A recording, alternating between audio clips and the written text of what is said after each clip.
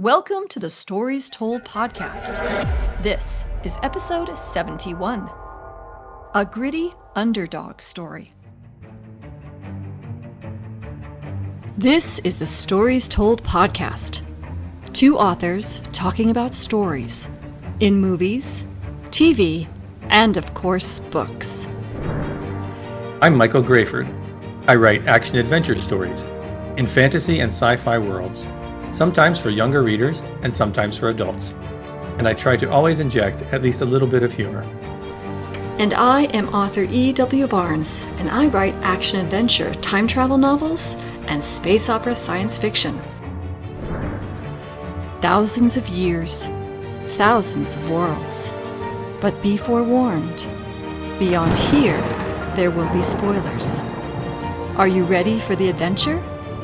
Let's begin. Welcome back to the Stories Told podcast. I'm author E.W. Barnes, and with me is author Michael Grayford. And today we're talking about the story told in the novel Red Rising by Pierce Brown. How are you doing today, Mike? I am doing wonderful today, thank you. How are you? I'm doing great, thank you. And what's new in your writing world? New in my writing world. Let's see. I have paused editing for The Deep Dark because I received feedback on my alpha draft of Zara 2. Very thorough, extensive feedback. I told my readers to read it as if they were doing an alpha read and a beta read, so like everything that they noticed to comment on. So they've done that. I'm working my way through. I'm not even through the first chapter yet.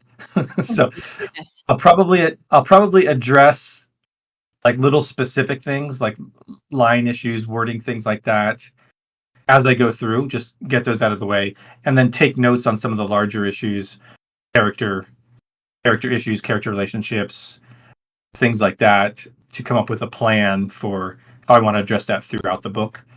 But yeah, that's where I'm at. I'm slowly moving through Zara 2. I switched back to that. I want to get Zara 2 done and out to readers within a couple months, hopefully 2-3 months. All right. Where are you at with your writing? Well, I have finished Ecliptic. Yay! There are still some edits that need to be done, obviously, but the story is done. I completed a really quick little prologue and a quick little epilogue and finished the chunks of the story itself. Came in at about 81,000 words, so about 6,000 words more than my 75,000 word goal that I set for myself. So, and I think they're all good words. I don't think they're all just fluffy, McFluffy stuff words. So I'm really excited about that. And I'm preparing to start the third book in the series. This is the space opera series I'm writing, The Adventures of the Empyrean Guard. And the third book is entitled Meridian. So I just finished Ecliptic, and now I am starting to work on Meridian. And I'm mostly working on plotting, but I have some ideas for my opening and closing scenes. So I think I'm just going to start writing them.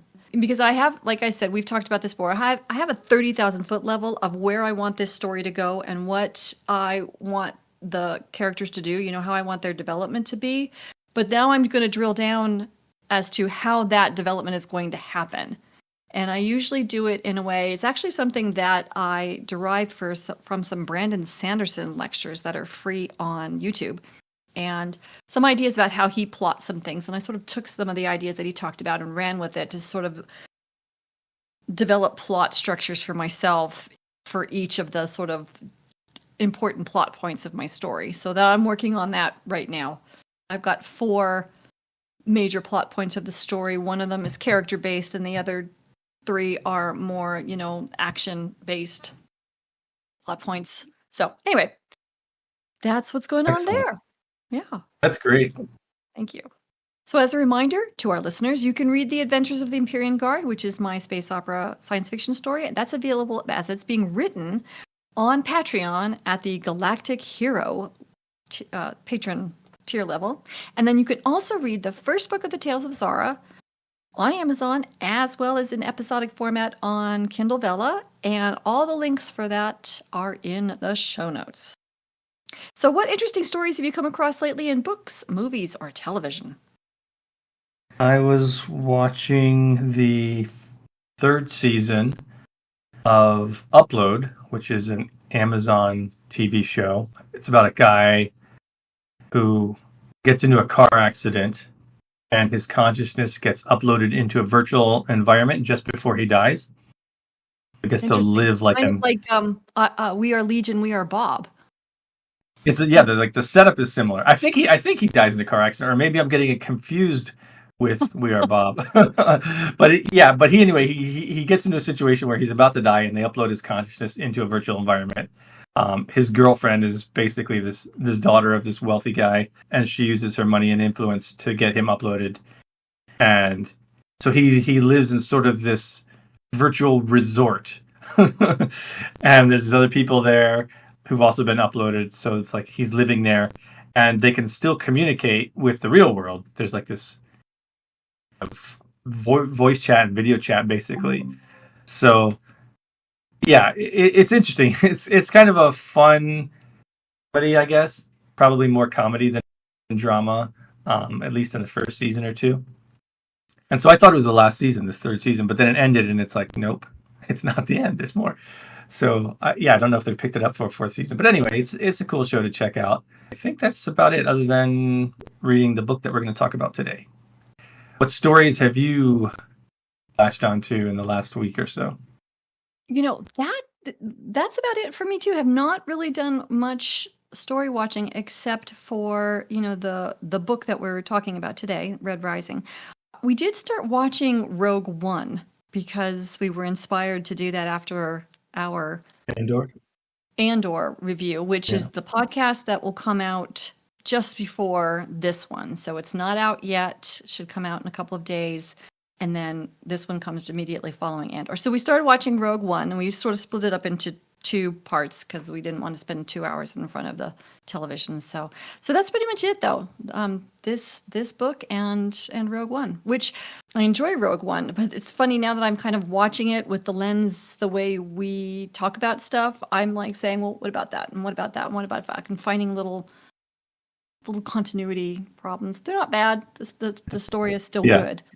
But it's just kind of funny how you start to notice that stuff. So anyway. So are you ready to talk about Red Rising? Yeah, let's do it. Today we're talking about the story told in the novel Red Rising by Pierce Brown. And I want to give folks a little bit of a heads up that A, there will be spoilers in this story, and B, there are adult themes in this novel. So if you're not into adult themes, this is a pretty gritty story. You probably don't want to continue listening to the podcast, and you can move on to a different podcast, something soft and gentle like Kung Fu Panda. So I'm going to go ahead and read the blurb on the back of the novel. His wife taken, his people enslaved. Driven by a longing for justice and the memory of lost love, Darrow will stop at nothing to bring down his enemies, even if he must become one of them to do so. For the first time, Red will rise. Did you like this story? Yeah, I'm very mixed on this story. I like that setup that you read there. He has to become one of them. That's, I think, a very cool idea that's used in this book. It's an interesting world that he creates. I like how there's this entire society, the Reds in this case, that have been duped for so long, I think centuries, if I remember right. This narrative of their position in society and them trying to get Mars to a habitable place so that they can be used as slaves. And then, of course, the reveal that it's already habitable. They've just been down there toiling away as slaves for the upper class folk. I think that's a good setup. It's a good setup for the type of story that he tells. And we really feel why the main character, Darrow, would feel his own fury at this, why he'd be so angry and upset, especially the people that he's lost. And seeing how the upper class live, the so-called golds. So I think the setup is great. I think, the story of a revolt is always an interesting one. It can be fun, it can be sad, it can be tragic. I think we get a little bit of all of those things in this book. And I love the fact that that the revolt in this case is happening with subterfuge from within their own ranks, right? He has to become one of these golds and fully pretend to be one of them and not mess up. Like that's a good conflict externally and internally that he has to deal with, and they play with that throughout the book. I like that, and I loved once we get into it, and there's this sort of Hunger Gamesy type battle that happens with the golds in this competition where they're trying to become sort of elite among the society. That they pit the groups against each other. I think that is a good idea, and providing them with different resources. Each group, each clan, whatever you want to call it, has their own set of resources, and some of those resources are very desirable. Hey, these people have bread. It's like I'd really like to be able to eat something other than, meat or whatever it is. So they give them good motivations to fight each other. And there's a lot of good setup, a lot of good conflict that they have going with the different tribes. And I like the fact that Darrow has to learn to not only hide among them, but learn to develop relationships with these people that ultimately, he hates the Golds, right? So he has to learn to deal with that and then develop friendships with them and also somehow learn to earn their respect as a leader. So there's a lot of good setups here and a lot of good character development that happens. I think this is just sort of the beginning of the story. This book one. I know there are more sequels. I don't know how many, but clearly this is setting up for a larger story to come because we don't get that resolution of the revolt. This is more just like the barest beginnings of it, right? The seed of the revolt is just starting here. We're sort of seeing if Darrow can live up to the first stage that he needs to get through. So it's an interesting setup. And I also liked in this competition the idea that in addition to all the conflicts going on between these different tribes, the different clans, that the people above, right, the proctors, are cheating on. They've already essentially chosen a winner because of financial or power influence from this very powerful guy who runs one of the elite, not tribes, but elite factions of the Golds, has basically said that, he wants his son to win this thing. So they've kind of decided that, and that's something else that our hero Darrow has to deal with, which, again, very great setup. So, yeah, there's a lot to like here. There's also things that I think could be improved, which we'll talk about. But first, what is your overall feeling about Red Rising, and what aspects of the story did you like? I'm not a big fan of dystopian science fiction. I used to love it when I was young, but now as an adult, I'm not that crazy about it. And I'm not a big fan of gritty, as you know. So I really struggled through this because it's very gritty. But I will tell you, one of the things I actually really appreciated was when we got to the place where he's essentially competing with other Golds. He's infiltrated this level of society, and now he's competing for the high honors that come with this ultimate test of all kinds of elements that are being tested, intelligence, bravery, political acumen, just the idea of justice and brutality, etc. I loved how the interactions were very real. They felt incredibly realistic.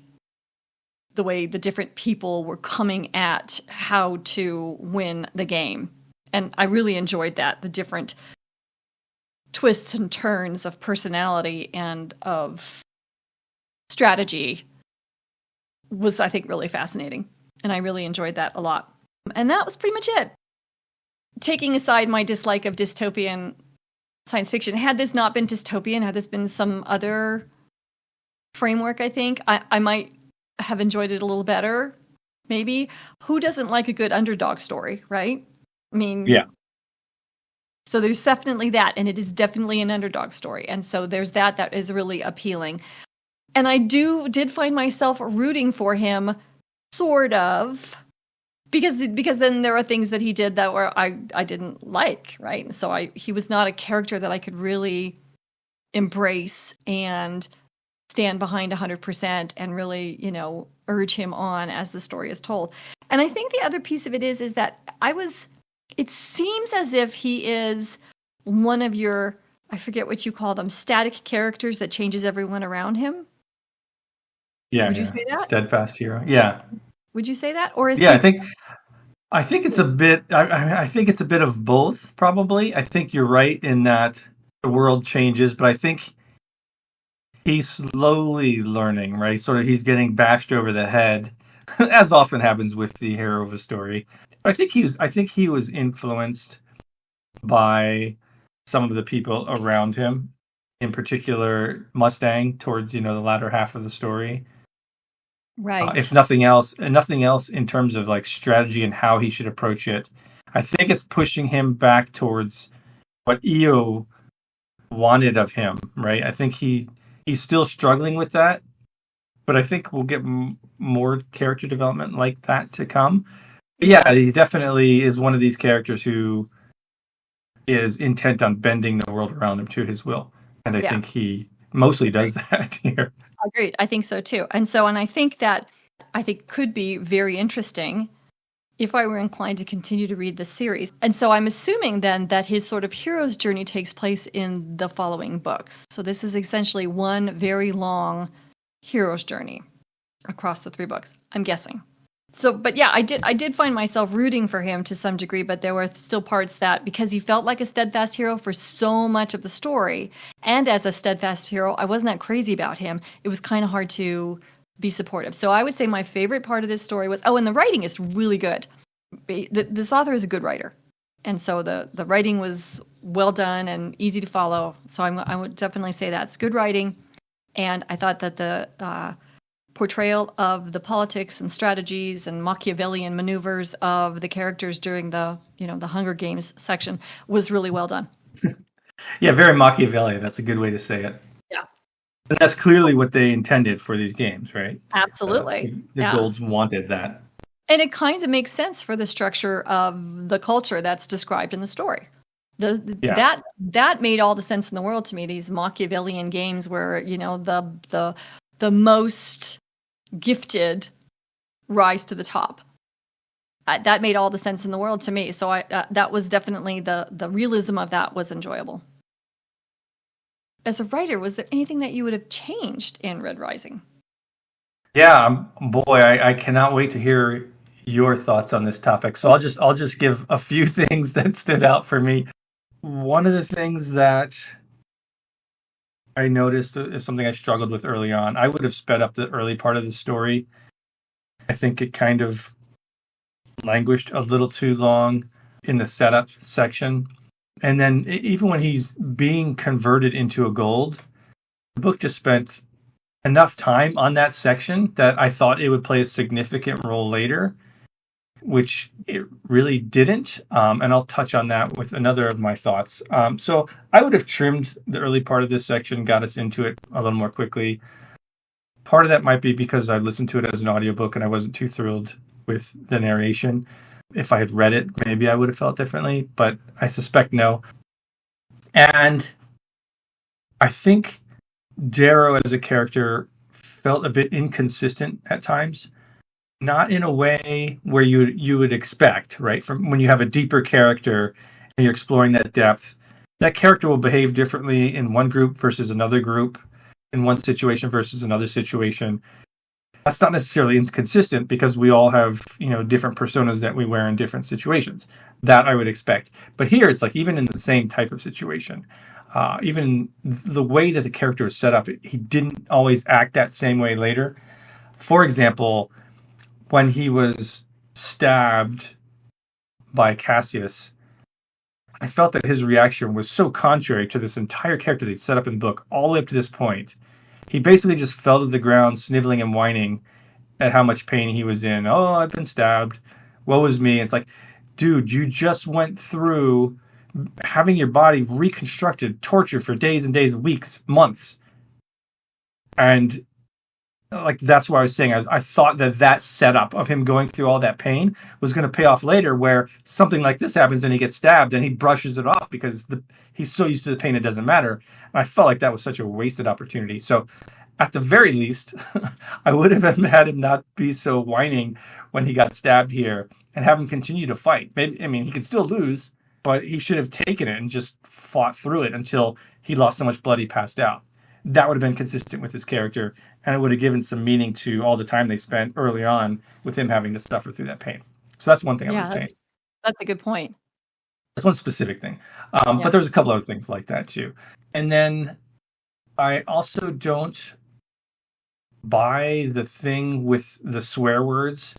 The way they set that up when he was being trained to become a gold was, you cannot use these swear words because none of the golds use these words. It's like they only say these other things.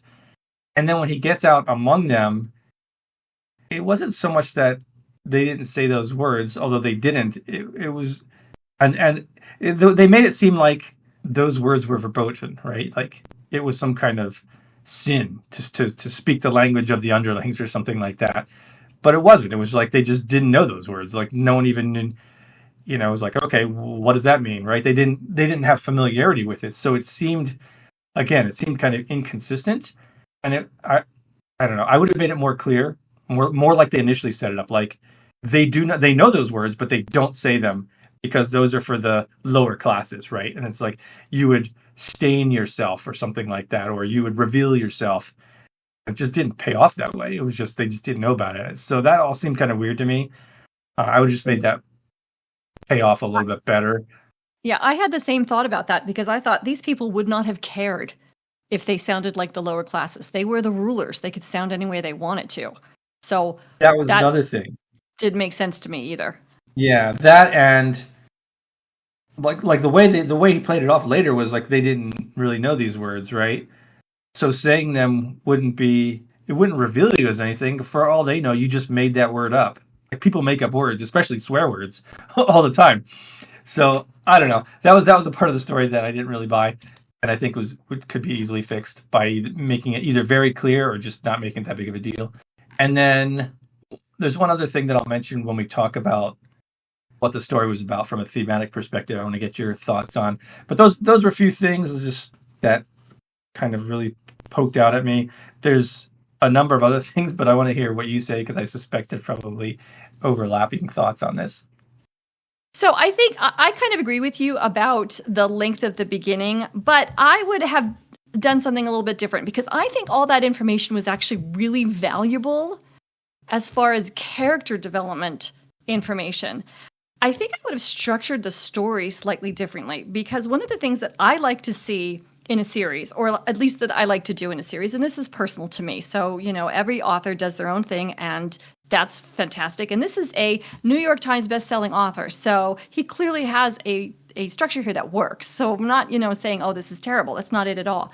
But for me, I think I would have liked to have a complete story in this novel. And so then have the next novel take that story and raise the stakes to new levels. And so how I might have done that here was instead of making this about Darrow the Red has to defeat the Golds, which is the premise that we're starting off the story with, that doesn't happen at the end of the story. I assume it happens in the rest of the series, but it doesn't happen at the end of this book. What I think I would have done instead was started with Darrow going into the Hunger Games test and then having all the things that he went through to get there sort of be like flashbacks. And I think it could have been constructed really, you could have constructed it by, doing like maybe headers at the beginning of chapters saying, present day, and then 6 months ago, 4 months ago, 3 months ago, and kind of showing his journey. And so that the big twist in the story is not that he's a Gold, but that he's a Red who's infiltrated the Golds. And then when you end the story at the end of the games, then you have a complete story. The beginning of the games, the end of the games. He's gotten through the games, but now there's way more coming. And I think that might have made all that flow a little better. It's just kind of a thought I had. Yeah, I really like that. And I'll touch upon that when we talk about the theme of the story. Okay, that's great. What do you have other thoughts on how you would improve? Also, it was very unclear a couple of things for me. A, what was motivating Io? We only know her for a couple of chapters before, oh, look, the girl died. Anyway, we don't know what motivates her to sacrifice her life, to sing this mysterious song that's apparently forbidden, which there's no explanation as to why the song is forbidden. And then she sacrificed her life for that. It's very, I mean, if we had found that she was actually part of like an underground that picked him, and so I don't know, there was just, it didn't make any sense to me why she sacrificed herself. It had to motivate the hero to do his thing.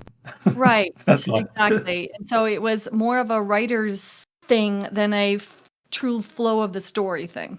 That's a good note. I had thought that too. I kept thinking like it was going to come up later, like, oh, she knew about this and they had this master plan, but it didn't. So it just, yeah, you're right. It leaves that question of like, yeah, what was her motivation? Clearly she objected to what was going on, but there's no evidence she knew that they were actually being lied to by the Golds, and that the work they were doing to make Mars habitable was all a lie. There's no evidence. Maybe there is in the future stories, but for this one, again, I think I would have liked to have, or at least lay out that that's a question. Maybe have Darrow saying, why did she do this? What was the point? And have that be something that he goes back to through, as the novel progresses and we learn about her, have him question, why did she do this? And then have that answer come later in the series, I think will work. I don't know. Yeah, no, I agree completely. Some of the big things. And then, of course, I'm not a big fan of grit. I think you can get along without grit. Some people really like that. I expect to hand this off to my spouse. He likes grit, so he'll probably enjoy reading this, which, more power to him. But I also would have liked to have seen this. Again, folks, this is a spoiler. We've talked about some big picture things, but this is drilling down to a on-the-ground spoiler, so you have been forewarned. At the beginning of this Hunger Games thing, he is essentially pitted against someone who he has to kill, which seemed very unrealistic to me. I think that to truly understand or truly get a feel for the Machiavellian, strategic, smart, intelligent, whatever, besides brutality, elements of your future leaders, you would want to see how someone gets out of that situation besides just killing. And so I would have liked it if he didn't kill his opponent. And that then his opponent essentially becomes his slave, like they had as part of the structure. And that they could get a deeper understanding of who all these people were by who was willing to kill and who wasn't willing to kill, and who was willing to become a slave and who wasn't willing to become a slave. I think that would have had a little bit more depth to the story by having these, right up from the very beginning, these power imbalances from the get-go. And then even maybe making Darrow's journey be unwilling to kill, and finally he is willing to kill. Yeah, I like that. I also had a hard time believing that it again, that felt like a writerly thing. It's like, oh, I want him to go through this challenge more than would this make sense in this world kind of thing. Yes, I can see them being Machiavellian and being brutal, but are these Golds really going to send their own children off to die? Like, I mean, they know what this is about, like the people who've been through this before, certainly. And they're just like, yeah, okay, the weak one got called. For your own children. I mean, certainly they seem like that, or at least the one guy seems that way when they get out. But it's a little bit hard to believe that would be the case. It would be easier to believe if, they're forced to kill one of the lower classes or something like that. Yeah, that actually would make a lot of sense. So, yeah, to show that they're willing to take that dominance, because that's what one of the foundational pillars of the society. So that makes sense. That's a good idea. So let's talk about theme. Did you draw any themes from this story? Yes. Theme, yeah, that's an interesting one. I'm actually not sure. Maybe we can talk this out. I'm not sure what the theme of this book is. Like you pointed out, it seemed like it was going to be clear from the earlier part of the story, but then the story changed, and we don't get a conclusion to the story question that was opened up at the beginning, which is, is he going to be able to revolt? Is this going to be successful? We don't get the answer to that question. And that seemed to be like what the theme was going to be. Kind of like when we talked about Andor, you had maybe a theme of oppression and slavery will always lead to revolt. it feels like the story is going that way, but then it doesn't fully go that way. It's like we get the first part of that. I mean, I guess we get some of that because he attacks Olympus, or there's the more generic thing of you have to do terrible things in war. But that seems kind of, I mean, a bit vague and non-specific for this story. I think there's something else, something to do with the way that Darrow ultimately builds his army by treating his captives with more respect and giving them sort of a freedom to choose kind of what they want to do and not be serving him as slaves. I'm not exactly sure what that message is, because I don't think it's really represented in the climax, which is typically where your theme comes into sharp focus.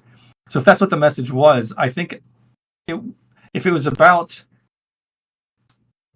becoming a leader by respecting your people and trusting your people, I think it would have been better to have a leap of faith moment at the end where, like in the peak of the climax, where Darrow has now learned about Mustang's relationship with the Jackal and still trusts her to go out and bring him back. But instead, he learns the truth afterward, and he doesn't trust her. So that message of trust and respect is kind of undermined, if that's what the theme of it is. So that might be something I would change if that had been the theme of my story. But because there's a few things going on, I'm not quite sure what it is. Maybe you can point to something that's specific that we see, hopefully in the climax that I didn't get, that says, okay, yes, this is clearly what the theme of this one book is. What do you have? I struggled with the theme too. I did think of that, oppression, foments, rebellion theme, as well as the theme of justice, because that word is actually on the back of the book, right? He's seeking justice. But the only thing that I think that I could really pull that is sort of consistent across for Darrow's behavior across the entirety of the book is, the willingness to do whatever it takes to win. And that's the only thing that kind of makes sense of his behavior. I don't know where he learned to be nice and fair to everyone. He certainly didn't learn that in the tunnels under Mars. Yeah. No, I think that came about because of Mustang, right? I think she was a pivotal character in this story. Okay, she changed his whole approach to the combat. Yes, you're right. You're right. I think that kind of harkens back to EO, right? Where he's like, yeah, I'm going about this the wrong way. I need to treat people with respect rather than. I like that. I'm going to go with that one. I think that's you really sort of pegged that one, because I was struggling with it. Yeah, I mean, I think there are multiple messages, right, that you can pick up on. I think you mentioned them as well. But I would have liked to have seen something more specific in a climactic moment. That's something I always like to look for, because I think that really drives home what the story's about. And if it's done well, the reader doesn't really know. They're not thinking about it as a writer like we are, but it's there, right? If you really, really analyze it, it's like, okay, in that moment, this character did that thing and shows that he learned the message that's going to propel him forward in life. And I think maybe it's just wasn't in a specific moment, but it was more gradual throughout the story, or at least the latter half of the story. We can go with that. Yeah, that makes sense. I like it. So as a writer, what is your takeaway from Red Rising? I like the different plot elements that were going on that I mentioned earlier on, about how they set up this world of pitting the different clans against each other, and then having this, unfair external influence that, it's like you said, the underdog story, right? It gives us something to root for. And then even more so when it's unjust, when he's facing an unjust adversary. I think those are great elements. And I would like to include some of that in future books. What do you take away? My takeaway is the reality, the realism of the interactions of the characters, and from sort of in a broader sense, really allowing the world to drive character actions and how the story moves forward, and really being consistent with the world that's been built. Great. Thank you for joining us as we talked about the story told in the novel Red Rising by Pierce Brown. A big thank you to our Patreon supporters and all our subscribers. We're so grateful for your support and your encouragement. The Stories Told podcast is available on multiple podcast platforms, and we thank you for liking and subscribing or following, depending on where you're listening. It may not be a big deal to you, but it means a lot to us. If you have a favorite book, movie, or TV series you'd like to suggest for the podcast, leave a comment on the YouTube channel, and that link is in the show notes. You can find Michael Grayford at michaelgrayford.com and E.W. Barnes at 1000years.com, and those links are also in the show notes. Join us next time as we discuss the story told in Independence Day. Thank you so much, Mike. This was a lot of fun. Yeah, thank you. And we'll see you next time on the Stories Told podcast.